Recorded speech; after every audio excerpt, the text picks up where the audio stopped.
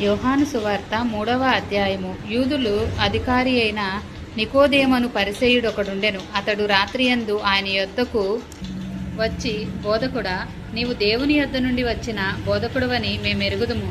దేవుడు అతనికి తోడై ఉంటేనే గాని నీవు చేయుచున్న సూచక క్రియలను ఎవడునూ చేయలేడని ఆయనతో చెప్పెను. అందుకు యేసు అతనితో, ఒకడు కొత్తగా జన్మించితేనే కాని అతడు దేవుని రాజ్యమును చూడలేడని నీతో నిశ్చయముగా చెప్పుచున్నానెను. అందుకు నికోదేము, ముసలివాడైన మనుషుడు ఎలాగూ జన్మింపగలడు? రెండవ మారు తల్లి గర్భమందు ప్రవేశించి జన్మింపగలడా అని ఆయనను అడుగగా, యేసు ఇట్లనెను, ఒకడు నీటి మూలముగాను ఆత్మ మూలముగాను జన్మించితేనే గాని దేవుని రాజ్యంలో ప్రవేశింపలేడని నీతో నిశ్చయముగా చెప్పుచున్నాను. శరీర మూలముగా జన్మించినది శరీరమును, ఆత్మ మూలముగా జన్మించినది ఆత్మనై ఉన్నది. మీరు క్రొత్తగా జన్మింపవలనని నేను మీతో చెప్పినందున ఆశ్చర్యపడవద్దు. గాలి తనకిష్టమైన చోటను విసురును, నీవు దాని శబ్దమును విందువే గాని అది ఎక్కడ నుండి వచ్చునో ఎక్కడికి పోవునో నీకు తెలియదు. ఆత్మమూలముగా జన్మించిన ప్రతివాడును అలాగే ఉన్నాడనెను. అందుకు నికోదేము, ఈ సంగతులు ఎలాగూ సాధ్యములని ఆయనను అడుగగా, యేసు ఇట్లనెను, నీవు ఇశ్రాయేలుకు బోధకుడవై ఉండి వీటిని ఎరుగవా? మేము ఎరిగిన సంగతియే చెప్పుచున్నాము, చూచిన దానికే సాక్ష్యం ఇచ్చుచున్నాము.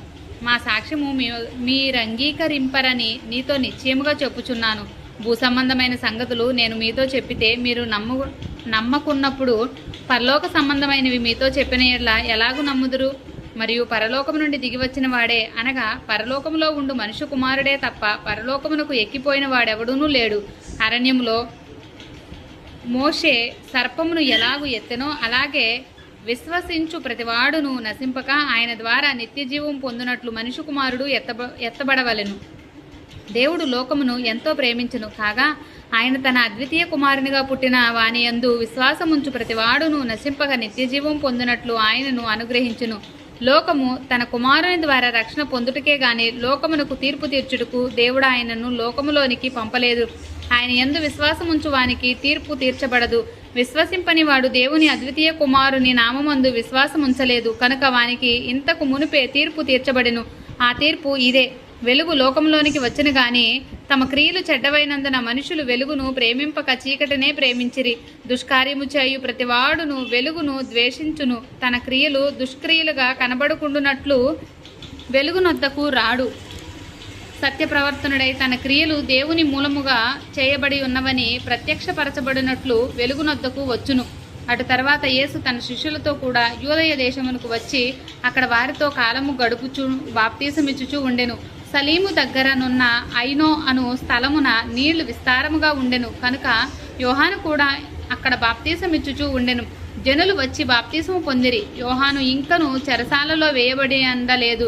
శుద్ధీకరణాచారమును గూర్చి యోహాను శిష్యులకు ఒక యూదునితో వివాదము పుట్టెను కనుక వారు యోహాను నొద్దకు వచ్చి, బోధకుడా, ఎవడు యోర్దానుకు అవతల నీతో కూడా ఉండెనో నీవెవని గూర్చి సాక్ష్యం ఇచ్చితివో ఇదిగో ఆయన బాప్తీసమిచ్చుచున్నాడు, అందరూ ఆయన యొద్దకు వచ్చుచున్నారని అతనితో చెప్పిరి.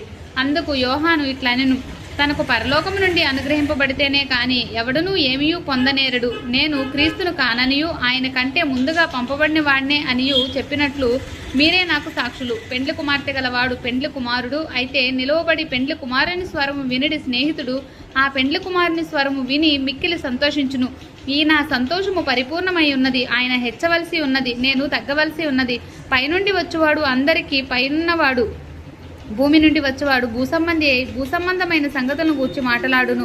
పరలోకము నుండి వచ్చువాడు అందరికీ పైగా నుండి తాను కన్నవాటిని గూర్చి విన్నవాటిని గూర్చి సాక్ష్యమిచ్చును. ఆయన సాక్ష్యము ఎవడునూ అంగీకరింపడు. ఆయన సాక్ష్యము అంగీకరించిన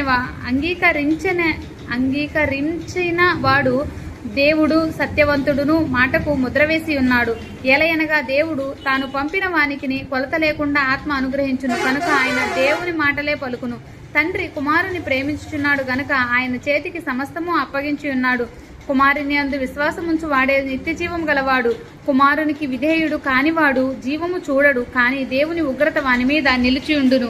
ఆమేన్.